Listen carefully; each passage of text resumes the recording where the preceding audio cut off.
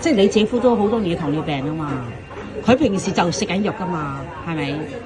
咁用咗鞋墊之後，最低試過3點幾度啊？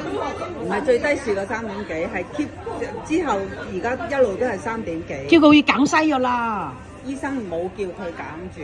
咁鬼搞嘢！你知唔知佢會穩定落血糖落嚟㗎？好多人驚㗎，就好似以前化糖鐵咁樣㗎。我諗會嘅，但係等佢都係咁佢穩定㗎，但佢好開心咯。係可以嘅。以前最高幾多啊？你知唔知佢血糖？我唔知啊，我諗都有11、12啩。咁誇張喎！係啊，有3點幾。係啊。佢遲啲醫生會叫佢減藥㗎啦。唔係佢其實佢未曾着鞋墊之前咧，佢一路都有即係減食啊，戒零食啊，因為佢食好多零食啊，戒零食啊咁樣，有幫助，真係有幫助嚇。但係着咗鞋墊之後就，着咗鞋墊之後咧就更加有幫助，就係咁咯。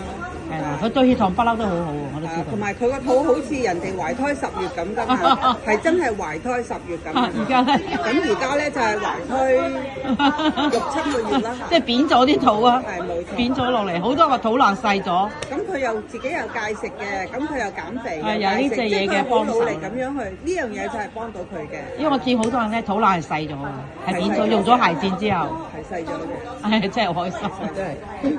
我着波鞋咁啊去日本行啦，咁就行咗每日都行萬幾步，行到翻酒店好攰，攰到隻腳要貼嗰啲膏藥去減輕嗰個攰啦。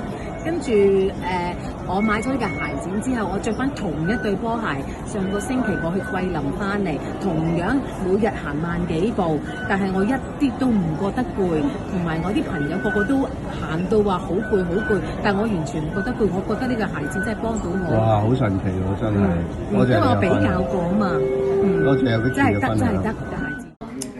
係。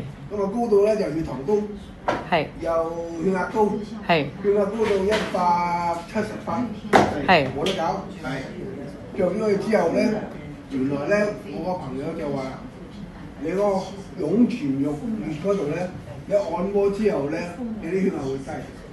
我話估唔到。